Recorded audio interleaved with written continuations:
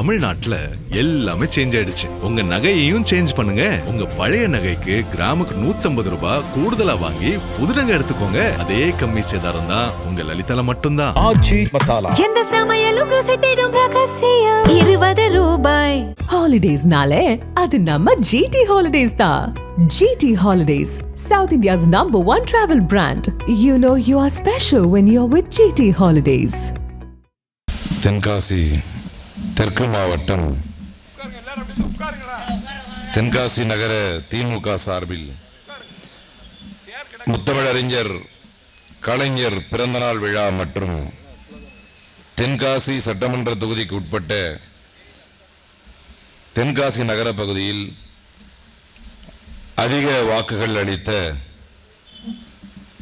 பொதுமக்களுக்கு நன்றி அறிவிப்பு பொதுக்கூட்டத்தை தலைமையேற்று நடத்தி கொண்டிருக்கும் தென்காசி நகர கழக செயலாளர் தென்காசி நகர்மன்ற தலைவர் திருமிகு ஆர் சாதிர் அவர்களே, முன்னிலை வகிக்கும் நகரவை தலைவர் பி பாலகிருஷ்ணன் என்கின்ற கிட்டு அவர்களே, நகர பொருளாளர் ஏ ஷேக் ஃபரீத் அவர்களே, நகர துணை செயலாளர்கள் என் ராம்துரை அவர்களே, ஆர் பால்ராஜ் அவர்களே, நகர துணை செயலாளர் எஸ் சூரியகலா அவர்களே, மாவட்ட பிரதிநிதி ஏ மொய்தீன் பிச்சை அவர்களே, மாவட்ட பிரதிநிதி என் பாலசுப்ரமணியன் அவர்களே, வரவேற்புரை ஆற்றியிருக்கும் மாவட்ட பிரதிநிதி எம் ரஹமத்துல்லா அவர்களே, தொகுப்புரை செய்திருக்கும் மாவட்ட பொறியாளர் அணி தலைவர் எஸ் தங்கபாண்டியன் அவர்களே, சிறப்புரை ஆற்றி அமர்ந்திருக்கும் தென்காசி தெற்கு மாவட்ட கழக பொறுப்பாளர் எஸ்ஐஆர் பற்றி இந்த கோணத்திலையும் பேச முடியும்னு இப்போ அவர் பேசிதான்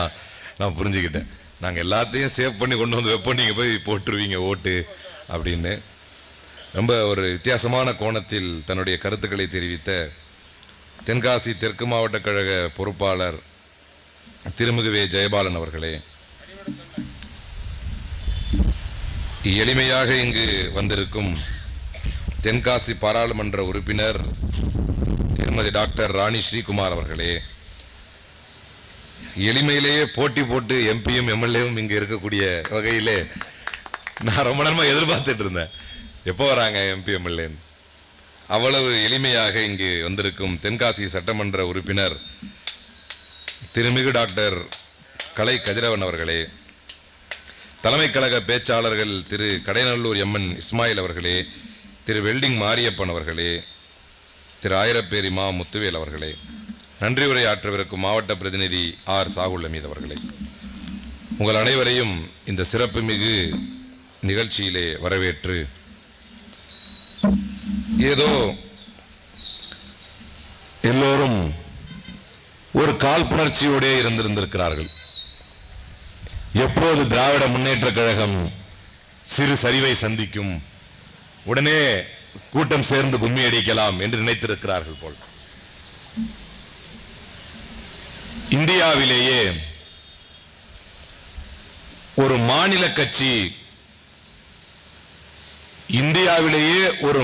கட்சி முதன்முறையாக ஒரு மாநிலத்தில் ஆட்சி அமைத்ததென்றால் 1967 திராவிட முன்னேற்ற கழகம் தமிழ்நாட்டில் அமைத்த ஆட்சிதான் இந்தியாவிலேயே ஒரு மாநில கட்சி ஆட்சி அமைத்தது. அப்படிப்பட்ட வரலாற்றுக்கு சொந்தம் கொண்டாடும் ஒரு கட்சி தான் திராவிட முன்னேற்ற கழகம். ஆனால் இன்றைக்கு ஒரு சாதாரண பேஸ்புக், இன்ஸ்டாகிராம், ட்விட்டர்ல வீடியோ போடுற ஒரு கும்பல், ரூட் மாஃபியா அப்படின்னு ஒரு கும்பலை கூட்டு வந்து ரொம்ப ஈஸியா ஒரு நடிகரை அழைத்து வந்து அவரை வீடியோ போட வச்சு, அதுல நேற்று கூட தங்கை மதிவதனி அவர்கள் பேசும்போது சொன்னார், ஒரு நேற்று சைதாப்பேட்டை நிகழ்ச்சியிலே எல்லோரும் அலையடித்தது என்று சொன்னார்கள். அது அலையடிக்கவில்லை, மாறாக ஒரு மாய வலையில் சிக்கிவிட்டார்கள். எத்தனையோ மாய வலைகள் இந்த மண்ணை கவ்வ நினைத்த போதெல்லாம் அதை மண்ணை கவ்வ வைத்ததுதான் திராவிட இயக்கம்.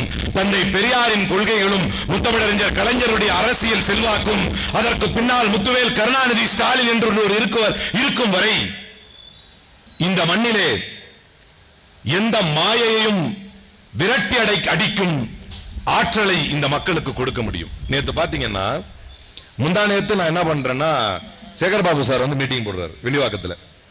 அப்ப அங்க போய் ரொம்ப கடுமையா விஜய் அவர்களை பேசுறேன், விமர்சனம் பண்றேன். ஆனா ஒரு பெரிய எதிர்ப்பே வரல. ஆனால் நேற்று அது முந்தா ஃபர்ஸ்ட் மீட்டிங் வந்து வெளிவாக்கத்துல விஜய் அவர்களை விமர்சிச்சு பேசிட்டோம். நேற்று ஒரு உண்மையா தெரியாம ஒரு உண்மையை உளறிட்டேன் மேடையில். என்ன அப்படின்னா, விஜய் அவர்களை அழைத்து சொல்லும் பொழுது மரியாதைக்குரிய துணை முதலமைச்சர் விஜய் அவர்களே அப்படின்னு சொல்லிட்டேன். உங்களுக்கு புரிஞ்சா? சொல்லிட்டேன், ஒரு உண்மை தெரியாம உளறிட்டேன் டக்குன்னு. மரியாதைக்குரிய துணை முதலமைச்சர் விஜய் அவர்களே அப்படின்னு சொல்லிட்டு கிட்டத்தட்ட 910 கோடிக்கு மேலாக சிக்கிம் மாநில அரசுக்கு நஷ்டத்தை ஏற்படுத்திய வழக்கில் உங்கள் மாமனார் குற்றவாளி, குற்றம் சுமத்தப்பட்டவர். உங்கள் குடும்பமே, உங்கள் மனைவி உட்பட, டெய்சி ஆதவ் அர்ஜுனா உங்கள் மனைவி உட்பட அனைவரையுமே கேரளா நீதிமன்றத்தில் உங்களுடைய பாஸ்போர்ட்டுகளுக்காக வரிசையில் நின்று கொண்டிருக்கக்கூடிய குற்றம் சுமத்தப்பட்டவர்கள் நீங்கள். மாநில அரசுகளுக்கு நஷ்டங்களை ஏற்படுத்தியவர்கள் உங்கள் மனைவியுடைய மாமா. கொடுமை என்னன்னா, டிஎம்கே ஐடிவி ஒரு செய்தியை போட்டுருச்சு, ஜான் பிரிட்டோ, அந்த ஜான் பிரிட்டோ தான் இந்த ஜான் பிரிட்டோ அப்படின்னு போட்டுருச்சு. போதைப் பொருள் வழக்கில் தேடப்படுற ஜான் பிரிட்டோன். உடனே ஒரு கமிஷன் ஆபீஸுக்கு வந்து புகாரெல்லாம் கொடுத்துட்டு பத்திரிகையாளர் சந்திப்பு நடத்தி சொல்றாரு, ஹலோ இவங்க டிஎம்கே காரங்க சொல்ற மாதிரி நான் வந்து போதைப் பொருள் கடத்தி மாட்டின அந்த ஜான் பிரிட்டோ இல்லைங்க, நான் லாட்டரி டிக்கெட் வாங்கி வித்து ஈடி கேஸ்ல மாட்டின ஜான் பிரிட்டோங்க அப்படின்னா. ஏதோ ஒன்று ஈடி கேஸ்ல இருக்கிறீங்க. அப்படி இதை சொல்லிட்டேன். எதுக்கு சொல்ல வரேன், இதை சொல்லிட்டேன்னா, நேத்துல இருந்து நைட் எல்லாம் உட்கார்ந்து எதையும் வெட்டி வெட்டி ஒட்டியிருக்கானுங்க. ட்விட்டரை துறக்கிற ஒரே கொட்டுது வந்து. இப்பெல்லாம் அதுதான் எல்லாருக்கும். அது எம்எம் அப்துல்லா அண்ணனா இருந்தாருன்னா, எவ்வளவு பெரிய தலைவரா இருந்தாருன்னா எல்லாருக்கும் ஒரே அடிதான், டேய் எடுத்த உடனே. பொதுமக்களை நீங்கள் சிந்திக்க வேண்டும். அரசியல் கலாச்சாரத்தை சீரழித்து, அரசியல் கலாச்சாரத்தை பாழடித்து ஒரு பொறுக்கி கூட்டத்தை இன்றைக்கு அரசியலில் அமர வைத்திருக்கிறார்கள். இது ஒரு பொறுக்கி கூட்டம், இது ஒரு பொறுக்கி கூட்டம், இது ஒரு பொறுக்கி கூட்டம். இந்த பொறுக்கி கூட்டம் அரசியல் தலைவர்களுக்கு அடிப்படை மரியாதை இல்லை. பெரிய பெரிய தலைவர்களை அழைக்கும் பொழுது டேய் எடுத்த உடனே டேய். ஒரு பொறுக்கி கூட்டத்தை, அரசியல் படுத்தப்படாத ஒரு பொறுக்கி கூட்டத்தை இன்றைக்கு விஜய் அழைத்து வந்திருக்கிறார் தமிழ்நாட்டுக்கு. இந்த பகுத்தறிவு மண்ணில், இந்த பெரியார் மண்ணில் இந்த பொறுக்கி கூட்டத்திற்கு இறுதி அத்தியாயத்தை எங்களுடைய எதிர்க்கட்சி தலைவர் உதயநிதி ஸ்டாலின் எழுதி காட்டுவார். வரலாற்றை நீங்கள் படித்து பாருங்க, தெரியும். என்ன செய்யறான் தெரியாம ஆலோசனை தொட்டுன்னு சொல்லி நான் பேசுகிறேன். நான் பேசும்போது சொல்றேன், நீங்க முக்தாரை கைது செய்யணும்னா அது உங்க தப்பா பேசினார்னா we are not okay with this language ன்னு சொன்னேன். we are not convinced with this language. அவர் பேசுகிற மொழியிலோ அவர் சொல்லுகின்ற அந்த தொனியிலோ எங்களுக்கு உடன்பாடு இல்லை. ஆனால் குடும்பத்தோடு போற ஒருத்தனை அந்த குடும்பத்தோட கைது பண்ணணும்னு நினைச்சு, ஏன்னா நேத்து அவனுங்க பண்ண டார்ச்சர்ல எனக்கு வெறியாயிருச்சு. இப்ப திரும்ப பேசணும்னு வந்திருக்கேன். அதையே என்ன சொல்றான், முதலமைச்சர் ஆதரிக்கிறாரா, துணை முதலமைச்சர் ஆதரிக்கிறாரா? தப்புக்கு நீங்கள் புகார் கொடுத்திருக்கிறீர்கள், எஃப்ஐஆர் போட்டிருக்கிறாங்க முக்தாருக்கு. ஒரு முஸ்லீம் தானே. அதுல இன்னொரு கூத்து என்ன தெரியுமா, அதுல விஜய் கட்சிக்காரன் கேட்கிறான், அலிஷா அப்துல்லாவும் முஸ்லீம் தானே கேட்கிறான். ஏதாவது சொல்லணுமா? சரி, பாஜகவில் பாரதிய ஜனதா கட்சியை சார்ந்த அலிஷா அப்துல்லா புகார் தருகிறார். உடனே முக்தாரை கைது செய்ய வேண்டும் என்று துடித்து சென்றீர்கள். மீண்டும் சொல்கிறேன், பகுத்தறிவு கொண்டவர்கள், சீரிய அறிவு படைத்தவர்கள் யாருக்கும் அவருடைய அந்த மொழியில் உடன்பாடு இல்லை. ஆனால் அந்த குடும்பத்தையே வேட்டையாடி, அந்த குடும்பத்தையே நெருக்கடிக்குள்ளாக்கி சிக்கல் தந்து கஸ்டடியில் வைத்து பெண் காவலர்கள் அவரை அறைந்ததாக அவர் சொல்கிறார். அப்ப அதை நான் சொல்றேன், அதை கண்டிக்கிறேன். அது அரைஞ்சது தப்பில்லையா அப்படின்னு. உடனே டிஎம்கே வந்து அபியூஸ் பண்றவனுக்கு ஆதரவு வந்துட்டாங்க. திரும்பவும் சொல்றேன், if he is an abuser, there is law to deal with him. அவர் அபியூஸ் பண்றாருன்னா அவரை கையாள்வதற்கு அரசு இருக்கிறது, சட்டம் இருக்கிறது. புகார் தந்திருக்கிறார், எஃப்ஐஆர் போட்டிருக்கிறீங்க, இப்ப கைது பண்ணிட்டீங்க, ஓகே. ஆனா நீங்க எவ்வளவு யோக்கியமானவங்கன்னா, ஸ்ரீவைகுண்டத்தில் உங்கள் எம்எல்ஏ தான் இவ்வளவு அசிங்கத்தையும் எனக்கு செய்ததற்கு காரணம் என்று பேட்டி கொடுக்கிறார் உங்கள் கட்சியை சார்ந்த ஒரு பெண். அந்த பெண்ணை கட்சியிலிருந்து நீக்குகிறீர்கள், எம்எல்ஏவை பாதுகாக்கிறீர்கள். ஒரு பொள்ளாச்சியை விட மோசமான சம்பவத்தை தமிழ்நாட்டில் நடத்தி காட்டியிருக்கிறார் விஜய். பெண்களுக்கு எதிரான ஒரு கட்சியாக, பெண்களுடைய உணர்வுகளுக்கு எதிரான ஒரு கட்சியாக, பெண்களை இழிவுபடுத்தும் ஒரு கட்சியாக, பெண்களை இழிவுபடுத்துபவர்களை எம்எல்ஏக்களாக ஆக்கக்கூடிய ஒரு கட்சியாக, அப்படி எம்எல்ஏக்களாக ஆக்கி அவர்களுக்கு எதிராக புகார் வந்தால் அவர்களை பாதுகாக்கும் ஒரு அபியூசிவ் பார்ட்டியை நடத்தி கொண்டிருக்கிறார் விஜய். இப்ப சொல்லு, உனக்கு அடிப்படை தகுதி இருக்கா அபியூஸ் பத்தி பேசுறதுக்கு? எனக்கு சோடால எதுவும் கலந்து கொடுத்துட்டாங்க, என்னை நிர்வாணப்படுத்தினார்கள். இதற்கு எல்லாத்துக்கும் காரணம் ஸ்ரீவைகுண்டம் தாவேகாவுடைய எம்எல்ஏ தான். பேட்டி இருக்கா இல்லையா? புகார் இருக்கா இல்லையா? தம்பி பார்த்து மெல்ல என்ன வலிக்கும் அப்படிங்கிற மாதிரி நம்ம கூட்டணி கட்சிகள் எல்லாம் இது சிபிசிஐடி விசாரிக்கணும். ஐயா அவனை கைது பண்ணணும்னு சொல்லுங்க ஐயா. இப்ப புதிய கூட்டணி கட்சிகள் நீ கூட பேசியிருக்காரு அண்ணே, திருமாவளவன் அண்ணே, நீங்க இனிமே இந்த நடந்த சம்பவத்தை பத்தி எதுவுமே பேசாதீங்க, எங்களுக்கு ரொம்ப கஷ்டமா இருக்கு. காலைல ஒண்ணு சொல்றீங்க, மதியானம் ஒண்ணு சொல்றீங்க, சாயங்காலம் ஒண்ணு சொல்றீங்க, நேத்து இப்படி நடந்துச்சுங்கிறீங்க, நாளைக்கு இப்படி ஒண்ணு நடந்துச்சுங்கிறீங்க. இவர்கள் சிபிசிஐடி விசாரணை வேண்டும் என்கிறார்கள். கைது செய்வதை பற்றி எவனும் பேசல. இவன் பேச வந்துட்டான் யோகிய சிகாமணி, அபியூஸ் பண்றவர்களை பாதுகாக்கிறோம் என்று. அபியூஸ் செய்தால் அவர்களுக்கு சட்டம் இருக்கிறது, வழக்கு இருக்கிறது. ஆனால் அவர்களை கஸ்டடியில் வைத்து தாக்கக்கூடிய அதிகாரத்தை உங்களுக்கு தந்தது யார்?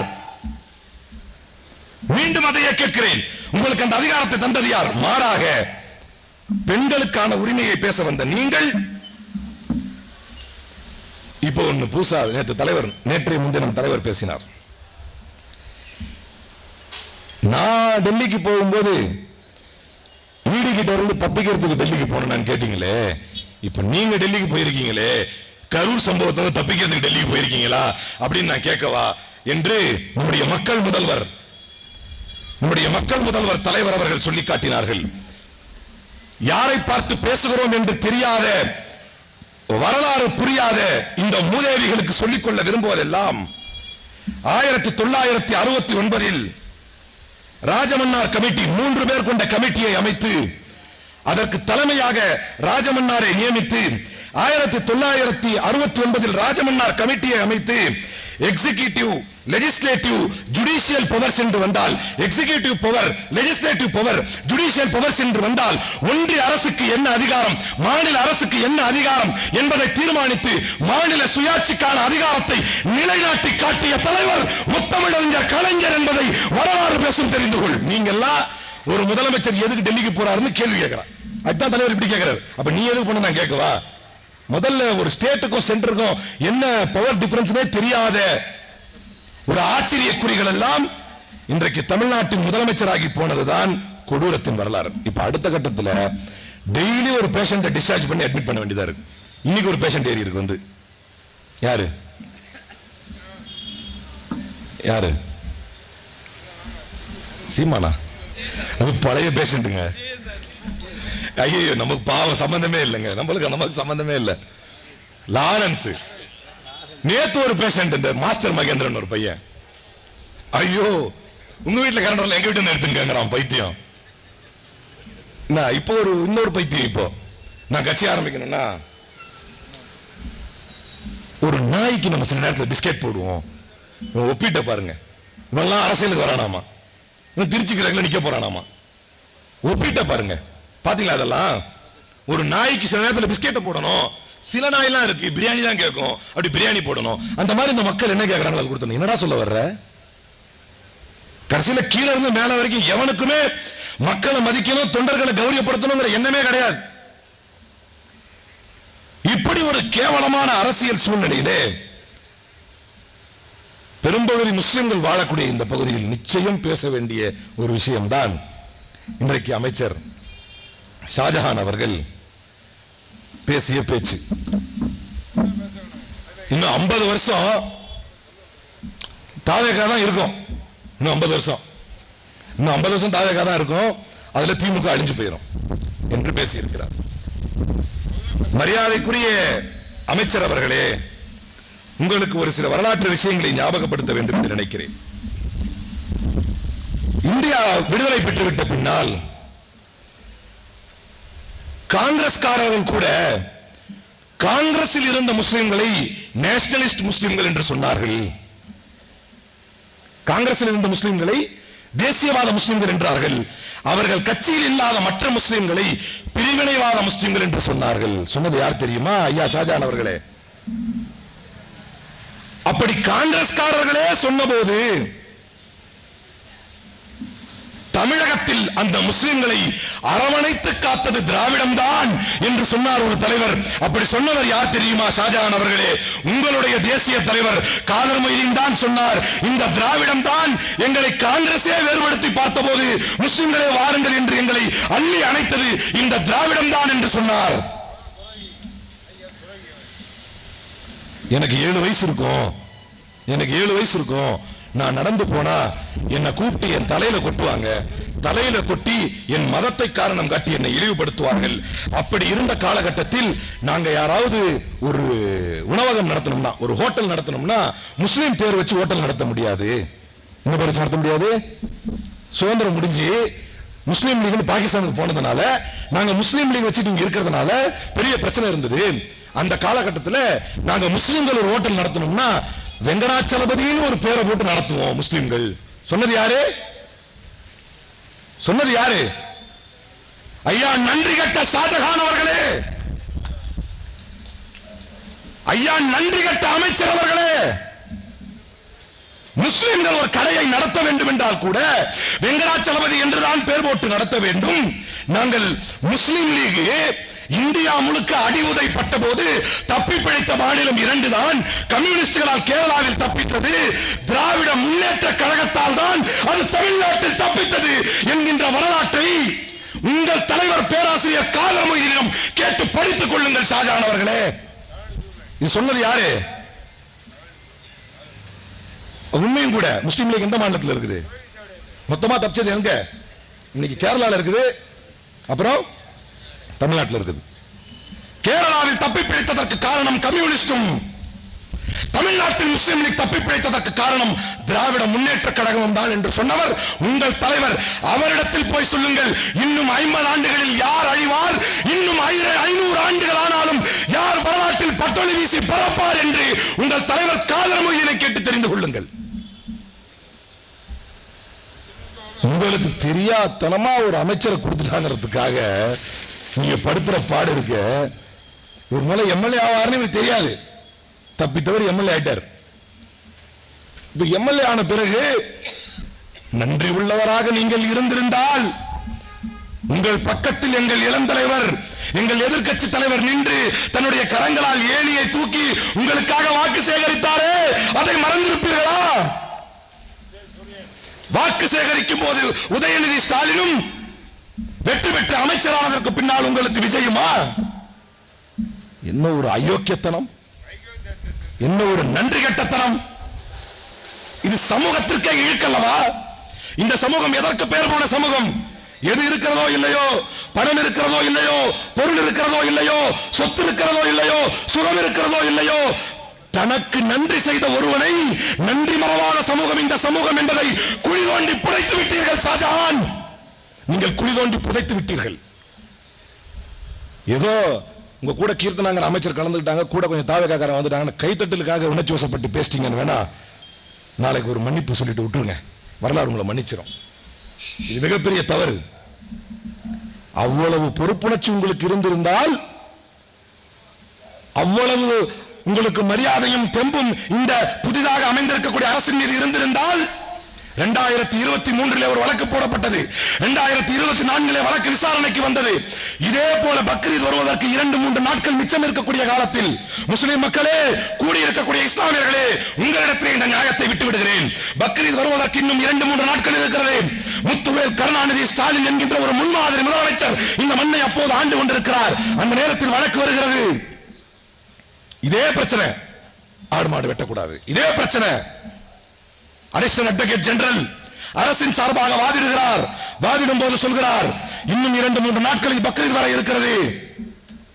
முஸ்லிம் தரப்பை இதில் ஒரு பார்ட்டியாக சேர்த்து விசாரிக்காமல் இதில் முடிவெடுக்க கூடாது என்பது அரசினுடைய கடுமையான ஆட்சேபனை என்று சொன்னதும் அந்த ஆட்சேபனையை ஏற்றுக்கொண்டு நீதிபதி அவர்கள் முஸ்லிம் தரப்பையும் ஏற்று விசாரிக்காமல் ஒரு முடிவை எடுக்க முடியாது என்ற அந்த வழக்கை பக்ரீதுக்கு பின்னால் தள்ளி போட்டதற்கு காரணம் இந்த மண்ணில் சமூக நீதியும் சமத்துவமும் சம உரிமையும் மதசார்பின்மையும் தலை தொங்குவதற்கு காரணமாக இருந்த முத்துவேல் கருணாநிதி ஸ்டாலின் என்கின்ற ஒரு முதலமைச்சர் இருந்த போதுதான். அங்கேயாவது 2-3 நாள் இது நாளைக்கு பக்ரீத், இந்த பக்ரீத்ல இந்த பக்ரீத் எப்ப நாளைக்கு Bakrid, in the eve of Bakrid and any other days, not only cows and calves or any other animals. தீர்ப்பு தருகிறார் திருப்பரங்குன்றம் புகழ் நீதிபதி ஜி.ஆர். சுவாமிநாதன் தீர்ப்பு தருகிறார். நாளைக்கு பக்ரீத், எக்ஸாக்டா நாளைக்கு பக்ரீத். நீங்கள் அங்கம் வகிக்கக்கூடிய அரசு முஸ்லிம்களுக்கும் சிறுபான்மையினருக்கும் அவ்வளவு பாதுகாப்பு தரக்கூடிய அரசு என்பதில் உங்களுக்கு தெம்பும் தானியும் நேர்மையும் இருந்திருந்தால் உங்களுக்கே அது வழக்கு வருமானம் தெரிஞ்சிருக்காது. அந்த லட்சணத்தை தான் உங்களுடைய சிறுபான்மை துறை இருக்குது. இப்படி ஒரு கேஸ் அதுதான் சொல்றானே. ஒருத்தர்கிட்ட பேசினேன், ஒரு ஆலிம் சார் தான் ஒருத்தர்கிட்ட பேசினேன். இப்படி அந்த ஆலிம் சார் விஜய் ரசிகர் ஆவார் எனக்கு தெரியாது, இது எப்படிங்க சாத்தியம்னு கேட்டேன். ஏன் போலானா விஜய்க்கு தெரிஞ்சிருக்காது. இது அதை விட கேவலமான பதிலாச்சு. ஒரு முதலமைச்சருக்கு இவ்வளவு பெரிய இஷ்யூ வருதுன்னு அந்த அன்னைக்கு கேஸ் வருதுன்னு தெரியாதா? நியாயமா என்ன பண்ணிருக்கணும்? அந்த வழக்கு விசாரணை அன்றைக்கே கவர்மெண்ட் டைரக்ஷன் வாங்கிட்டு அங்க ஏஜ் அப்பியர் ஆயிருக்கணும். ஆனா எல்லாத்தையும் கோட்டை விட்டாங்க. அன்றைக்கு மாலை சிக்கலாகிறது, பதற்றம் உருவாகிறது. உங்களிடமிருந்து குறைந்தபட்சம் விஜயனிடமிருந்தோ ஆதவர்ஜுனிடமிருந்தோ செங்கோட்டையிடமிருந்தோ புஷ்யானந்திடமிருந்தோ குறைந்தபட்ச நம்பிக்கையை தான் மக்கள் எதிர்பார்த்தார்கள். அது கூட முடியல. இன்னைக்கு இவ்வளவு வாய்க்கிழிய வியாக்கியானம் பேசும் சிறுபான்மைத்துறை அமைச்சர் அவர்களே, உங்களுக்கு அந்த நேரத்தில் முஸ்லிம் சமூகத்தின் மீது முஸ்லிம் லீக் கண்ணியமிகு காயிதே மில்லத்தின் பெயரை சொல்ல உங்களுக்கு தகுதி இருக்கிறதா? அப்படிப்பட்ட கட்சியில் இருந்து வந்த நீங்கள் நாளை பக்ரீத் ஆயிற்று, காலை இழந்தவுடன் முஸ்லிம்கள் பதட்டத்திற்குள்ளாவார்களே, குறைந்தபட்ச அறிக்கை. நீங்க ரொம்ப கான்ட்ரவர்சியலா வரலாறுல விளக்கேத்த வர்றவனை தடுத்து நிறுத்தி கலெக்டர் கமிஷனர் தெம்பா சொல்லுங்கயா, we are not afraid of the consequences, எந்த பின்விளைவு வந்தாலும் எதிர்கொள்ள தயார் என்று தெம்பாக சொல்லுங்கள் ஐயா என்று சொல்வதற்கு விஜய் ஒன்னும் முத்துவேல் கருணாநிதி ஸ்டாலினும் அல்ல. நீங்க அவ்வளவு பெரிய சிறுபான்மைத்துறை அமைச்சரும் அல்ல. ஆனா உங்ககிட்ட எதிர்பார்த்தது என்ன? ரொம்ப சிம்பிளா என்ன சொல்லிருக்கணும்? நாளைக்கு பக்ரீத் வருது, இப்படி ஒரு தீர்ப்பு வந்திருக்கு, முஸ்லிம்கள் பதட்டப்பட வேண்டாம் சொல்லாமா இல்லையா? சொல்லிருக்கலாமா இல்லையா? ஏன் அவ்வளவு கஷ்டமான கேள்வியா கேட்கிறேன்? தலைவிட ஆட்ட மாட்டேங்கிறீங்க. சொல்லிருக்கலாம்ல. குறைந்தபட்சம் ரொம்ப கான்ட்ரவர்சியா நீங்க அவர் அளவுக்குலாம் பேச வேணாம். ஒரு குறைந்தபட்சம் நீங்க பதட்டப்பட வேணாம். சாவகாசமா குர்பானி முடிச்சுட்டு இவர் வீட்டில் பிரியாணிலாம் ஆக்கி சாப்பிட்டுட்டு மறுநாள் மிச்சம் இருக்கிற கறி எல்லாம் உப்பு கண்டம் போட்டு கொடுக்குறாரு. நாங்க அப்பீல் போவோம். அடடா, என்ன ஒரு அறிவாளித்தனம், என்ன ஒரு அமைச்சர். நாங்க அப்பீல் போறோம். அப்பீல் போறதுக்கு எதுக்குங்க அமைச்சர்? அப்பீல் பண்றது சாதாரண வக்கீல் போதுமே. என்ன மாதிரி அப்பீல் போறதுக்கு மட்டும் என்ன எதிர்பார்த்தோம்? முஸ்லிம் சமூகமே, இந்தியா முழுக்க பல இடர்கள் வந்த போதும், இந்தியா முழுக்க பல தடைகள் வந்த போதும், இந்தியா முழுக்க மாட்டாந்தாய் வழிமுறையை முஸ்லிம்களுக்கு எதிராக பல்வேறு கட்சிகளும் பல்வேறு தலைவர்களும் கடைபிடித்த போதும், நம்மில் ஒருவனாக, நமக்கான ஒருவனாக நம்மை அரவணைத்த கட்சி திராவிட முன்னேற்ற கழகம் என்பதை ஒரு காலமும் மறந்துவிடக் கூடாது. ஆனா இன்னைக்கு நன்றி கெட்டவர்கள், எவ்வளவு பெரிய கேவலமான நன்றி கெட்ட பேச்சு. இப்ப சொல்றாரு, உங்கள் தலைவரை கேளுங்கள், நீங்கள் அங்கம் வகிக்கும் காங்கிரஸை பற்றி அவர் சொல்கிறார். உங்கள் தலைவரை கேளுங்க ஷாஜகான் அவர்களே. போலீஸ் வேலைக்கு காமராஜர் ஆட்சியில் போலீஸ் வேலைக்கு சென்றால் முஸ்லிம்கள் என்றால் வேறு பார்வையில் பார்த்தார்கள். அந்த பார்வையை மாற்றி முஸ்லிம்களை அரசு பணிகளுக்குள் நுழைவிக்கும் ஒரு புரட்சியை செய்தவர் எங்கள் கலைஞர் என்று சொன்னவர் உங்கள் கட்சி தலைவர் காதர் மொய்தீன். நீங்க கூட்டணி இருக்கிற அதே காங்கிரஸ், 2 பேரும் பேசி முடிவுக்குவாங்க. இதெல்லாம் உங்க வரலாறு கூட நீங்க படிக்க மாட்டீங்களா? நீங்க என்ன பேசிருக்கீங்க கூட நீங்க படிக்க மாட்டீங்களா? எனவே ஒரு குறைந்தபட்ச அடிப்படை நியாயம் இல்லாத ஒரு கும்பலிடம் இன்றைக்கு தமிழ்நாட்டின் ஆட்சி சிக்கி தவிப்பதனால் தான் தலைவர் சொன்னார் 6 மாசம் விமர்சிக்க மாட்டேன்னு சொன்னேன், அப்படி தாங்காது போல இருக்கு, ஒரு 3 மாசத்துக்குள்ள இது ஆட்சி போயிடுன்னு சொல்லல, 3 மாசத்துக்குள்ள விமர்சிக்க வேண்டிய சூழ்நிலை வந்துடும் போல இருக்கு அப்படின்னு தான் சொன்னார். இதே காதர் மொய்தீன் அவர்கள் சொல்லி காட்டினார். மீலாது நபி விழாக்கு அரசு விடுமுறை அளித்தது, உருது பேசும் முஸ்லிம்களையும் பிற்படுத்தோர் பட்டியலில் சேர்த்தது, பிறகு முஸ்லிம்களுக்கென தனியாக 3.5% இடஒதுக்கீடு அளித்தது, காயிதே மில்லத் உமருப்புலவருக்கு மணிமண்டபம் கட்டியது, முஸ்லிம்களின் கல்வி சமூக பொருளாதார மேம்பாட்டுக்காக சிறுபான்மையினர் நல இயக்குநரகம் தொடங்கியது, உருது அகாடமி முஸ்லிம் மாணவர்களுக்காக கல்வி உதவித்தொகை, அரசு விடுதிகள், ஆதரவற்ற கணவனால் கைவிடப்பட்ட முஸ்லிம் பெண்களுக்கு மகளிர் உதவி சங்கம், வேலைவாய்ப்பு மற்றும் தொழிற்பயிற்சி உலமாக்கல் மற்றும் பணியாளர்கள் நல வாரியம், உலமா ஓய்வூதியம் அதிகரிப்பு, தமிழ்நாடு சிறுபான்மையினர் ஆணையத்துக்கு சட்டப்படியான அங்கீகாரம், சிறுபான்மையினர் பொருளாதார மேம்பாட்டு கழகம் தொடங்கி சிறுவணிகர்களுக்கான கடன் ஏற்பாடு என்று எவ்வளவோ செய்திருக்கிறார் கலைஞர் என்று சொன்னவர் உங்கள் கட்சி தலைவர் தான் ஷாஜஹான் அவர்களே. இவை அனைத்தையும் செய்தவர் கலைஞர் என்று சொன்னவர் உங்கள் கட்சி தலைவர் தான் ஷாஜஹான் அவர்களே. அதே ஷாஜஹான் அவர்களுக்கு இன்னொன்றையும் சொல்லிக்கொள்ள ஆசைப்படுகிறேன். கண்ணியமிகு காயிதே மில்லத்தை பற்றி ஒரு ஆவணப்படம் எடுக்க வேண்டும் என்று விடுதலை சிறுத்தைகள் கட்சியில் இருந்து ஆலூர் ஷானவாஸ் என்கின்ற இளைஞர் என்னிடம் வந்தார். சொல்றது யாரு கவனிச்சிட்டு இருக்கீங்களா? மணி என்னாச்சு? 9:20 தானே. யாரை பற்றி சொல்லிட்டு இருக்கிறேன்? ஏன்னா நீங்க நம்மளால நிறைய பேர் இருக்கீங்களா, உங்களுக்குலாம் ஜும்மா பயன் போவீங்கல்ல, அப்ப எப்படி இருக்கும்னா அப்படியே கேட்டுக்கிட்டே இருக்கிற மாதிரி தான் தெரியும் பார்க்கும்போது. நம்மளால எக்ஸ்பர்ட், கண்ணை தூங்கி திறந்துட்டு தூங்குறதுல எக்ஸ்பர்ட். அது நம்ம ஜும்மா பயன் பார்த்துருக்கோம், நம்ம பயன் பண்றோம்ல, அந்த வழியெல்லாம் தெரியும் எனக்கு. சொல்லுங்க, யாரை பத்தி பேசிட்டு இருந்தோம்? ஷானவாஸ் தான். காயிதே மில்லத்தை பற்றி இந்த கதையை சொல்றது யாருன்னா காதர் மொய்தீன். எந்த பேராசிரியர் காதர் மொய்தீன்? நேற்றும் இருக்கிறோம், இன்றும் இருக்கிறோம், நாளையும் இருப்போம் புகழ். அட பாவிகளா, அட பாவிகளா, அட பாவிகளா. இப்படிதான்டா சந்தி சிரிக்குது. நீதிக்கும் நேர்மைக்கும் கொடுத்த வாக்கிற்கும் ஆயத்துல் முனாஃபிகி ஸலாஸா இதா தஹத்தஸ கதிப இதா வஅத அக்லஃப வ இதா துமின கான என்றார்கள் நபிகள் நாயகம் ஸல்லல்லாஹு அலைஹி வஸல்லம். முனாஃபிக்குடைய அடையாளம் என்னது? இதா தஹத்தஸ கதிப, பேசினால் பொய் பேசுவான். வ இதா வஅத அக்லஃப, வாக்குறுதி கொடுத்தால் மாறு செய்வான். நம்பப்பட்டால் மோசடி செய்வான். இதுக்கு மேல எதுவுமே சொல்ல விரும்பல, ஒண்ணுமே சொல்ல விரும்பல. I leave it to your judgment. எந்த களமா இருந்தா என்ன, அட எந்த களமாக இருந்தால் என்ன, நீதிக்கும் நேர்மைக்கும் பேர் போன கண்ணியமிகு காயிதே மில்லத்தின் பெயர் சொல்வதற்கு அடிப்படை அருகதை இருக்கிறதா? முஸ்லிம் லீகை உங்களை பார்த்து கேட்கிறேன், அடிப்படை அருகதை இருக்கிறதா? ஆமா, அதே கண்ணியமிகு காயிதே மில்லத் அவர்களோடு வரலாற்றில் கருத்து வேறுபாடு கொண்டு வெளியேறியவர் தானே இன்னைக்கு இருக்கும் பேராசிரியர் காதர் மொய்தீன். தெரியுமா இல்லையா?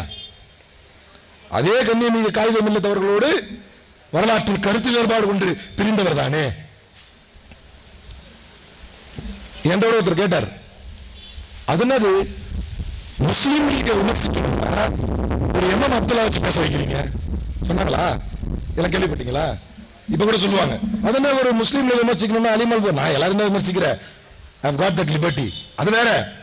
ஆனா என்ன பிரச்சனைனா, இதுல என்ன சிக்கலாயிரும்னா, ஒரு தலித்தை ஒரு தலித் அல்லாதவர் விமர்சிக்கும் போது அதற்கு வேற புறக்காரணங்களை பூசி வேற மாதிரி மடமாத்திடுவான். ஒரு முஸ்லிம் அல்லாதவர் திமுக நியாயம் கேட்க வந்தால் அதற்கு வேற சாயம் பூசி மடமாத்திடுவான், சப்ஜெக்ட் வர மாட்டான். அதுக்கு தான் நான் நியாயம் கேட்கிறேன். கண்ணியமிகு காயிதே மில்லத் ஆவணப்படம் எடுக்க வேண்டும் என்று விடுதலை சிறுத்தைகள் கட்சியில் இருந்து ஆலூர் ஷானவாஸ் எனும் இளைஞரின் இடத்திலே வந்தார். அவரை நான் கலைஞரிடம் அழைத்துச் செல்ல வேண்டும் என்று கேட்டார். நான் அவரை அழைத்துச் சென்றேன் என்றார் காதர் மொய்தீன்.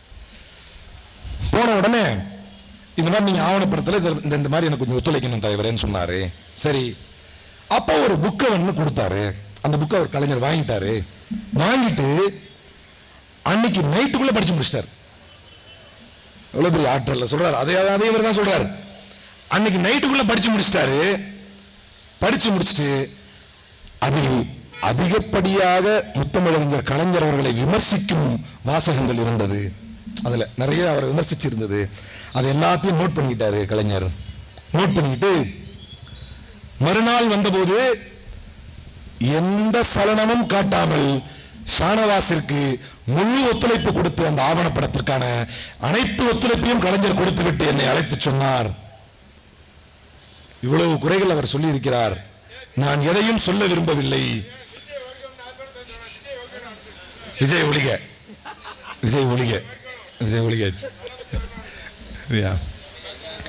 அவர் தான் 717 கடை மூட்டாரு. இவர் எப்படி வந்தாரு?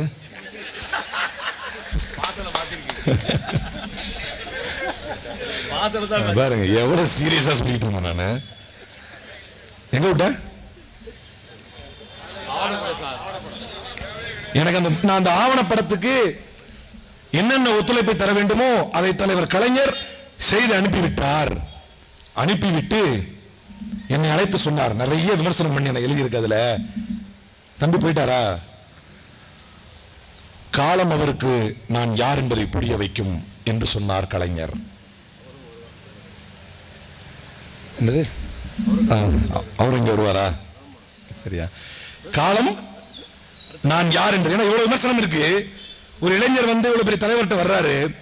அவருக்கு எல்லா ஒத்துழைப்பையும் செய்துவிட்டு காலம் ஷானவாஸிற்கு தான் யார் என்பதை புரிய வைக்கும் என்று சொன்னார் கலைஞர்.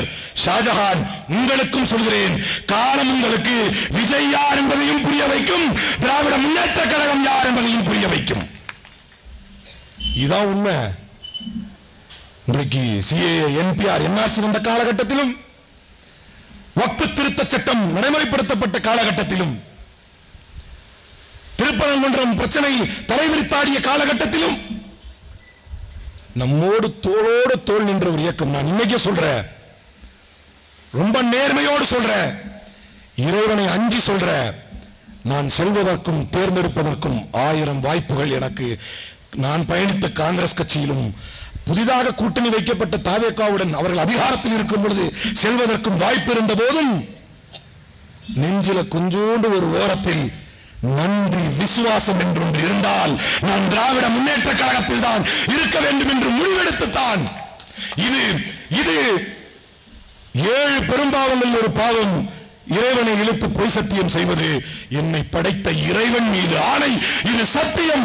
ஒரு குறைந்தபட்ச நியாயத்திற்காகவும் குறைந்தபட்ச விசுவாசத்திற்காகவும் தான் இன்றைக்கு இந்த தலைமையை தேர்ந்தெடுத்தேன்.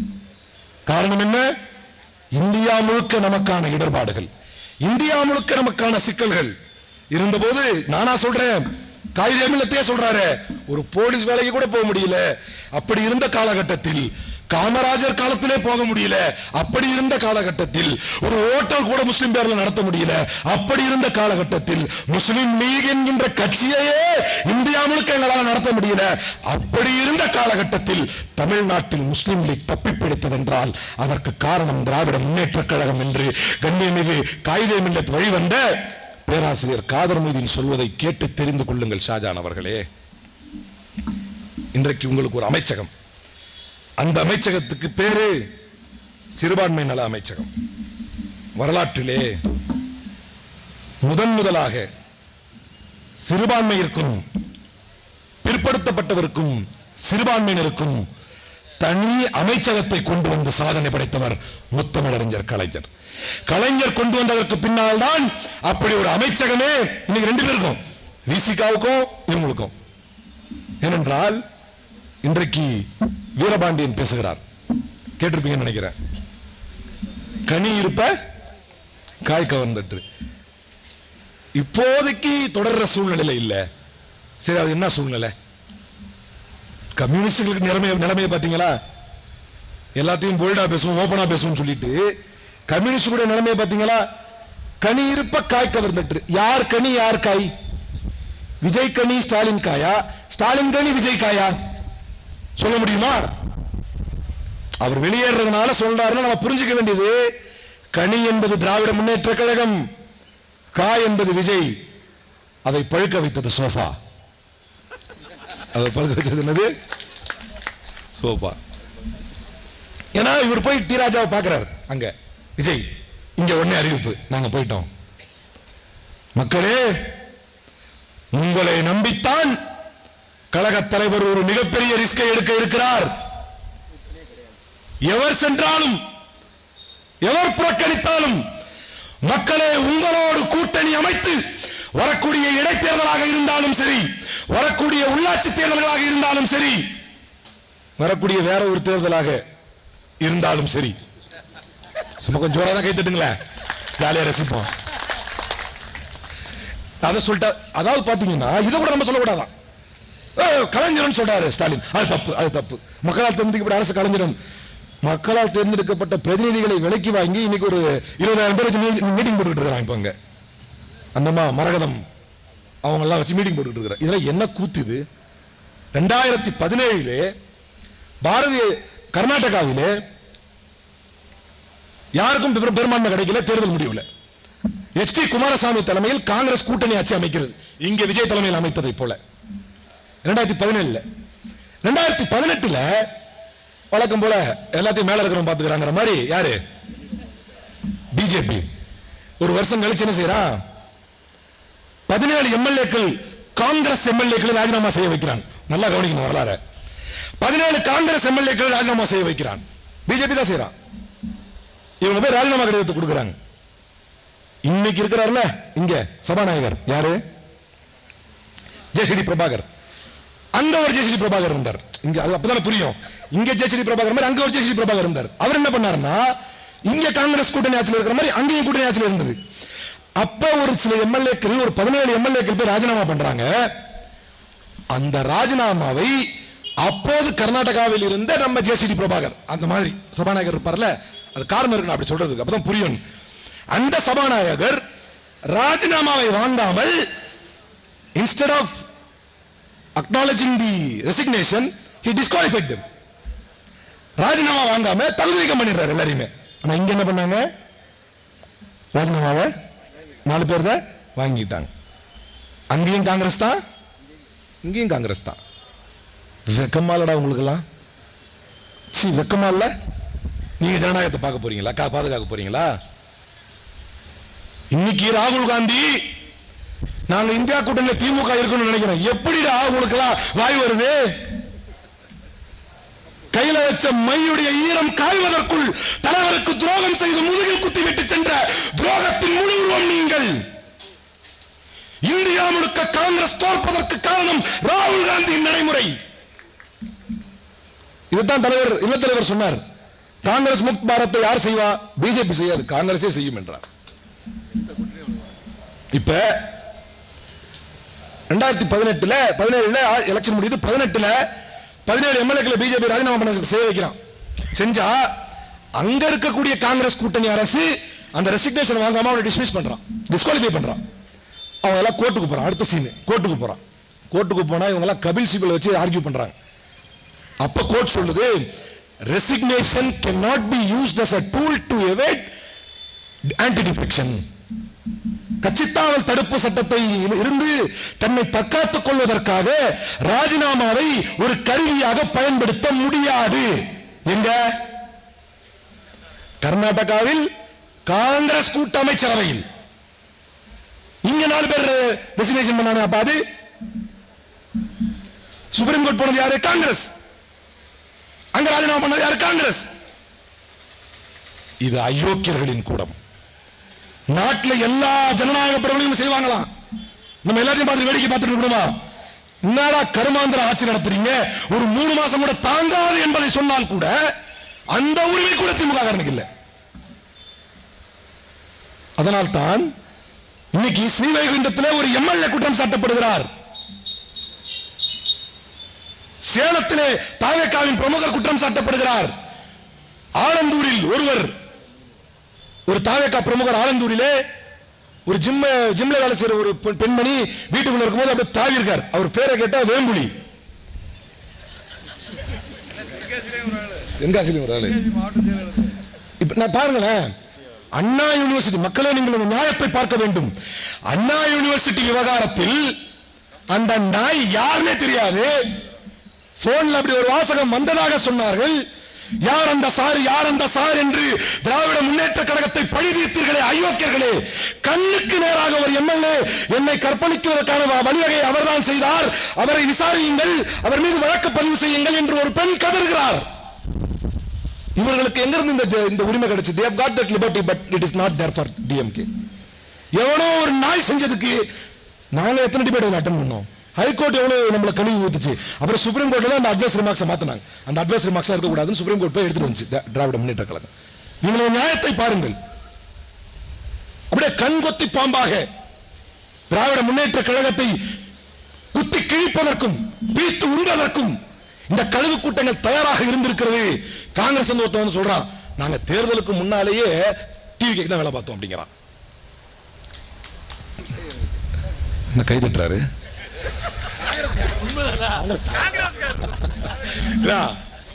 அண்ணன் பெருமதிப்பிற்குரிய அண்ணன் எழுச்சி தமிழர் என்ன சொல்றாரு, ஒரு வீடியோ போட்டு எங்க வாக்கெல்லாம் கன்வெர்ட் ஆகல, எங்க ஆளுங்க வேலை செய்யல அப்படிங்கிறாரு. அப்ப யாருக்கு வேலை பார்த்தாங்க? இவ்வளவு பெரிய துரோகத்தை திராவிட முன்னேற்ற கழகத்திற்கு தந்து விட்டார்கள். வளர்ச்சியின் நாயகன், இந்தியாவிலேயே முதன்மை மாநிலம், பொருளாதாரத்தில் 2வது இடம், இந்தியாவிலே கல்வி அறிவிலே 2வது முக்கியமான இடம், ஒட்டுமொத்த இந்தியாவினுடைய ஒர்க்கிங் உமன் லேபர் போர்ஸ் 34 என்றால், இந்தியா முழுக்க 34 பேர் போறாங்க வேலைக்கு பெண்கள் என்றால், தமிழ்நாட்டில் இருந்து மட்டும் 42% செய்து காட்டிய சாதனைக்கு சொந்தக்காரர். இவ்வளவும் இருந்த போதும் பொய் புரட்டுகளை சொல்லி பெண்களுக்கு பாதுகாப்பு இல்லை, சட்டம் ஒழுங்கு சரியில்லை என்று கூட்டணி கட்சிகளே சேர்ந்து காலை வாரி இப்படி ஒரு துரோகம் வரலாறு யாருக்காவது நடந்திருக்குமா? மக்களே யோசிச்சு பாருங்க. இவ்வளவு துரோகத்திற்கு பின்னும் ஒரு தலைவரிடத்திலே இவர்கள் வருகிறார்கள். இவ்வளவு துரோகத்திற்கு பின்னும் ஒரு தலைவரிடத்திலே வருகிறார்கள். கவர்னர் ஆட்சி வந்துடும், அதனால எங்களை ஆட்சி செய்யறதுக்கு நாங்க போய் அவருக்கு சப்போர்ட் பண்றதுக்கு அலோவ் பண்ணுங்க கேட்டோம்னு சொன்னாங்களே எல்லாரும். அவங்க சொன்னது தானே, நாங்க போய் கேட்டோம், சப்போர்ட் பண்ண அலோவ் பண்ணுங்க, நீங்க தாராளமா போயிட்டு வாங்க என்று சொல்லக்கூடிய இந்தியாவிலேயே ஒரு தலைவரை உங்களால் பார்க்க முடியுமா? இவ்வளவு ஜெனியூனாக, இவ்வளவு ஜென்டிலாக இருந்த ஒரு கட்சியை, ஒரு தலைவரை போயிட்டு பீத்து எடுத்து விட்டீர்களே.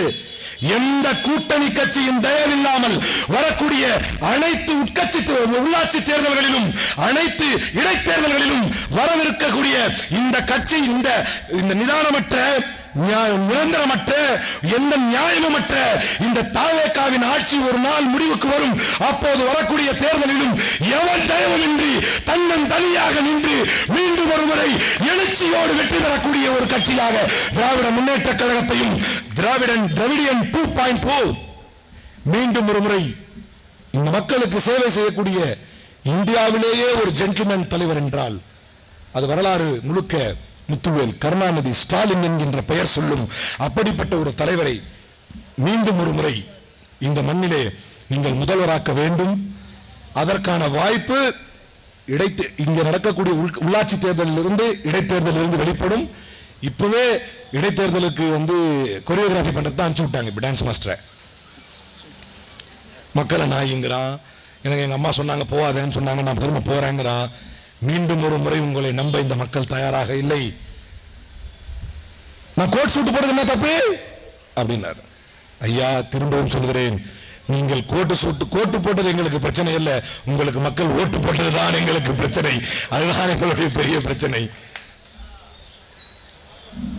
ஒப்பாரி வைக்கிறார்கள் என்கிறார்கள். ஆமாம், தமிழ்நாடே ஒப்பாரி வைக்கிறது. மின் பகிர்மானம் சரியாக இல்லாமல் இரவு நேரங்களில் உறங்க செல்ல முடியாமல், பகல் நேரத்தில் பணிக்கு செல்ல முடியாமல் தமிழ்நாடே ஒப்பாரி வைக்கிறது. அந்த ஒப்பாரியை தான் திராவிட முன்னேற்ற கழகம் மக்களிடத்திலே கொண்டு செல்கிறது. பெண்களுக்கு பாதுகாப்பு இல்லாமல் வெறுமன ஸ்டிக்கர் மாடல் அரசாக சிங்கப்பெண் திட்டம் என்று ஒன்று கொண்டு வந்து இரவு நேரத்தில் ரோந்து செல்வதற்கான அதிகாரம் அவர்களுக்கு இல்லாமல் அவர்கள் ஒரு SSF அவர்களை உருவாக்கி FIR பதிவு செய்யும் அதிகாரம் அவர்களிடத்தில் இல்லை. அவர்களிடத்தில் ஜூரிஸ்டிக்ஷன் லிமிட்ஸ் இல்லை. அவர்களால் எதையுமே செய்ய முடியாது என்கின்ற அடிப்படையில் ஒரு சும விளம்பர மாடல் ஒன்றை கொண்டு வந்து வைத்து பெண்களுடைய பாதுகாப்பை கேள்விக்குறியாக்கி வைத்திருக்கிறார்கள். பெண்கள் கதறி அழுகிறார்கள். அதனுடைய உச்சம்தான் கோயம்புத்தூர் சூழலிலே அந்த தாய் அழுதாரை மறந்து விட்டீர்களா? என்ன சொல்லி அழுதார் ஞாபகம் இருக்கா? என்ன படம்? கத்தியா? தெரியாது. தொங்க விட்டு அடிப்பாரு. பார்த்துருக்கீங்க எல்லாரும்? எல்லாரும் விஜய் ரசிகர் தான். சினிமா நான் விஜய் ரசிகர். அப்படி பார்த்தா ஓட்டு கிடையாதுல்ல. என்ன படம்? அந்த அம்மா அழுதுச்ச பாத்தீங்களா? ஐயா தெரி படத்துல அந்த மாதிரி கட்டி வச்சு போட்டு நியாயம் கேட்டீங்களே, அந்த மாதிரி நியாயம் கேளுங்க. இதுதான் அந்த மாய வலை.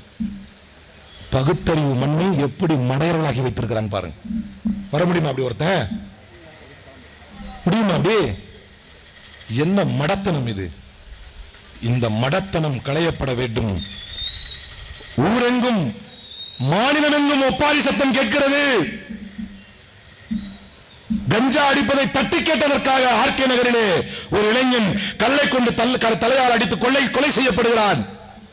இதெல்லாம் அக்கௌண்டபிலிட்டி இல்லையாடான்னு கேட்டா, நீங்க எல்லாத்தையும் நாசம் பண்ணிட்டு பழைய தூக்கி ஏமாப்படுறீங்க அப்படிங்கிறார். இப்படி ஒரு முதலமைச்சர் இந்த வரலாறு கண்டதில்லையே, கொடுமையே தமிழ்நாட்டில். எனவே எதற்கும் பொறுப்பெடுக்காத இவர் இருந்தென்ன, இல்லாமல் போடால் என்ன? இவரை வீட்டுக்கு அனுப்பும் காலம் வந்துவிட்டது. மீண்டும் ஒரு விடியலை காணும் காலம் வந்துவிட்டது.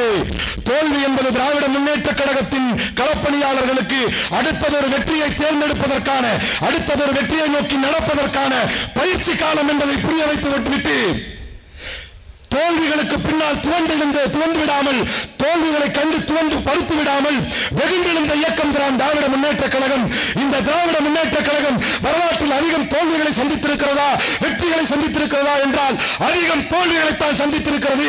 தோல்விகளின் மூலமாகவே வெற்றி பெற்ற ஒரு இயக்கம் தோல்விகளை படிகட்டுகளாக ஆக்கி அடுத்து வரக்கூடிய அனைத்து தேர்தல்களிலும் மக்களின் முழு செல்வாக்கோடு, முழு அதிகாரத்தோடு வெற்றியை நோக்கி நடைபெறக்கூடிய ஒரு இயக்கமாக திராவிட முன்னேற்ற கழகம் இருக்கும். மீண்டும் ஒருமுறை சாதனை நாயகன் முத்துவேல் கருணாநிதி ஸ்டாலின், முத்துவேல் கருணாநிதி ஸ்டாலின் எனும் நான் என்று பிரகடனப்படுத்தும் காலம் விரைவில் வரும். வாய்ப்பளித்தமைக்கு நன்றி கூறி விடைபெறுகிறேன். நன்றி, வணக்கம். நக்கீரன் டிவிக்கு சப்ஸ்கிரைப் செய்யுங்கள். உங்கள் ஆதரவே எங்கள் பலம். ஆசிரியர்களுக்கு நண்பனாகவும் மாணவர்களுக்கு ஆசானாகவும் திகழும் தேர்வு வழிகாட்டி. ஒவ்வொரு பாடத்திற்கும் அனுபவமிக்க ஆசிரியர்களின் துல்லியமான தெளிவான விடைகள். CNC இருக்கு, தேர்வு பயம் எதற்கு? இது தீரன் பப்ளிஷிங் ஹவுஸ் விற்பனை வெளியீடு.